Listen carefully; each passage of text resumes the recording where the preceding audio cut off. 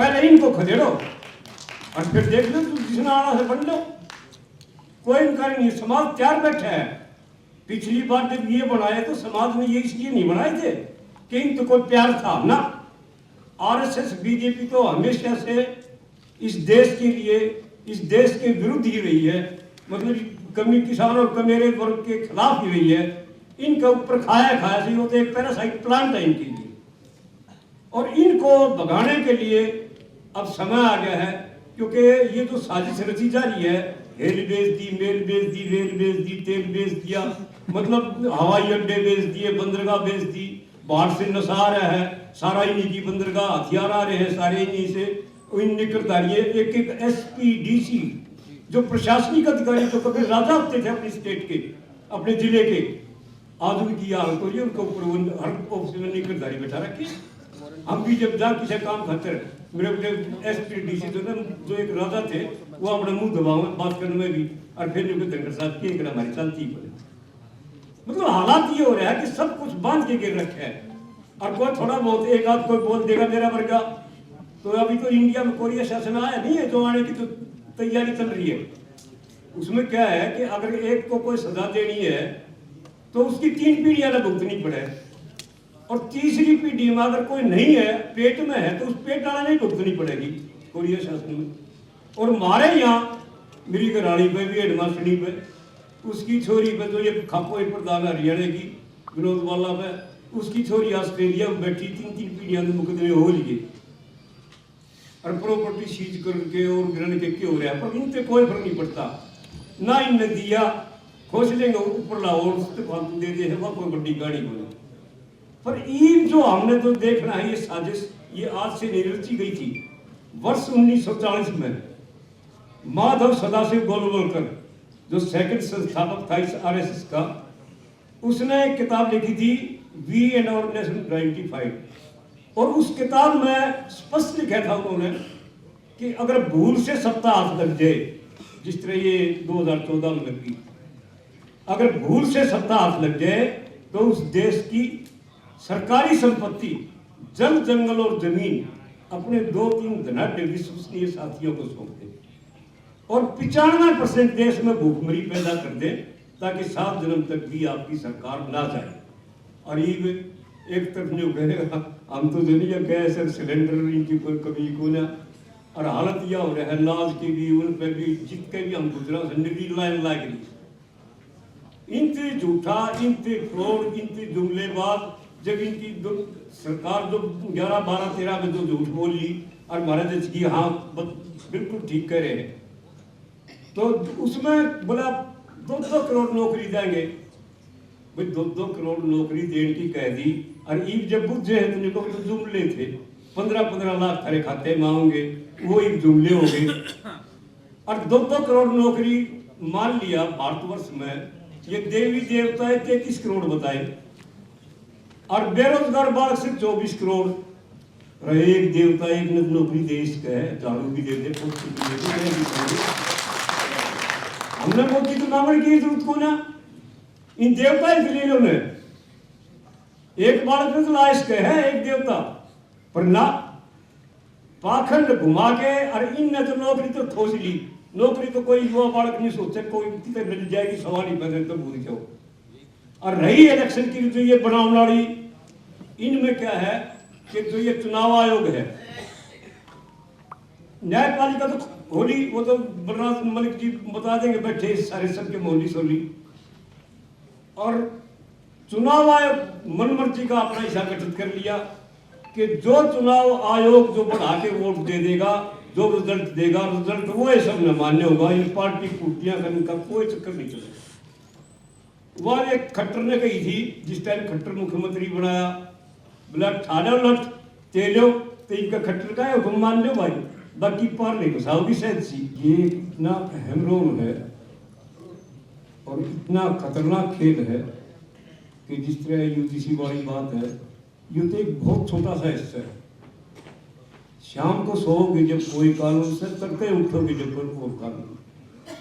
इन कानूनों का मुकाबला करते करते थक जाओगे, पर ये कानून नहीं हटेंगे। इनका हटाने का जो मकसद है, जो तरीका है, वो तो अगर सामने मायावती चंद्रशेखर जी होते तो कुछ और बढ़िया बात थी।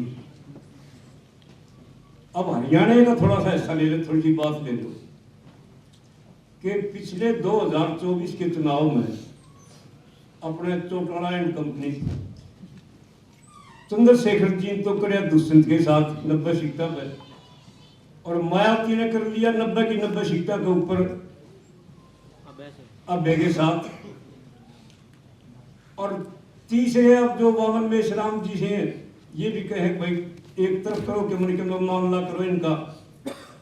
तो हम ये कहा कि तो ये एक वृक्ष है जिसकी ये ब्रांचेज है, टहनियां हैं, और उन जड़ों में से जब निकल के एक एक डाढ़े पर बैठोगे तो वो वृक्ष तो गिरेगा 100%। अगर आप लोगों ने एकजुटता दिखानी है, एक वो करना है कि भाई एक आ जाओ, एक के मुकाबले में एक आ जाओ, और जब तक इसको नहीं हटाओगे अपना बनाने का हम आए वो आए उसका राज आए, कोई फायदा नहीं।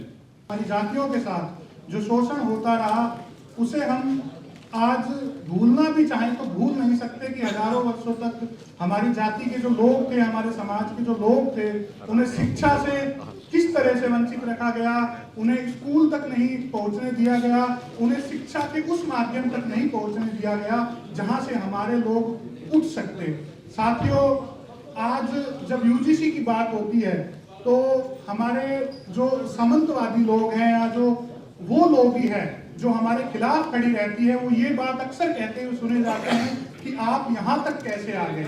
ये बड़ी बात है कि उनमें और हम में अंतर क्या है। आप एक छात्र को एक खुले मैदान में आप दौड़ाइए और एक छात्र जो दलदल में दौड़ रहा है, और फिर हम ये बात कहें कि उनको बराबरी का समय दिया जाएगा, ये न्याय नहीं है, ये अन्याय है। और अपने न्याय की बात करना, अपने पक्ष की बात करना, अपने हक की बात करना, अगर यह अन्याय है, ये पक्षपात है, तो हम इससे बुरा क्या हो सकता है कि आज जब हम एक स्वतंत्र देश में, एक संवैधानिक राष्ट्र में रह रहे हैं, तो हमारे समाज को, हमारी जातियों को उनका बराबर का हक नहीं मिल रहा है। साथियों, ये सिर्फ सोशल अनजस्टिस की बात नहीं है। आपको किस तरीके से, हमारी जातियों को किस तरीके से खत्म किया जा रहा है।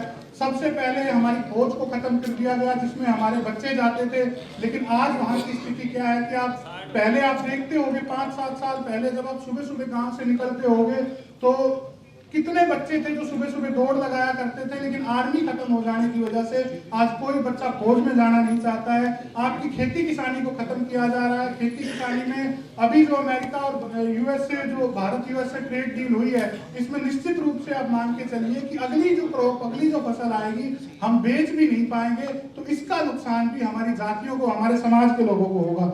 साथियों, मैं आपको एक छोटी सी एक बात बताना चाहता हूँ। जब बिहार के मुख्यमंत्री थे बीपी मंडल जी, तब जो गंगा है वहां पर ट्रांसपोर्टेशन होता था। जो पानी के जो जहाज थे वो एक जगह से दूसरी जगह माल लेकर जाते थे। एक पानी के जहाज में एक तेल जा रहा था, उस तेल का जो टैंकर था उसमें आग लग गई।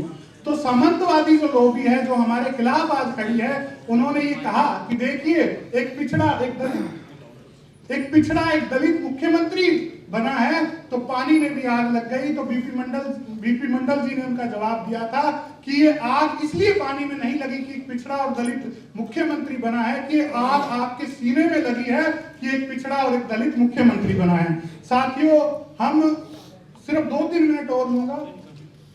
हम बात करते हैं, जब हम किसी सोशल ऑर्गेनाइजेशन को चला रहे होते हैं, हम सोशल वर्क कर रहे होते हैं, हमें ये कहा जाता है, हमारे संगठनों में ये बात, कोई भी व्यक्ति आम ये सुना जाता है कि हमें राजनीति से दूर रहना है। लेकिन ये मेरा व्यक्तिगत मानना है और ये सही भी है कि हमें राजनीति से दूर क्यों रहना है। जब हम पैदा होते हैं और हमारे मरने तक हम किस तरीके से जिएंगे, उसकी पॉलिसी क्या रहेगी, वो व्यक्ति तय करता है जो सदन में बैठा होता है।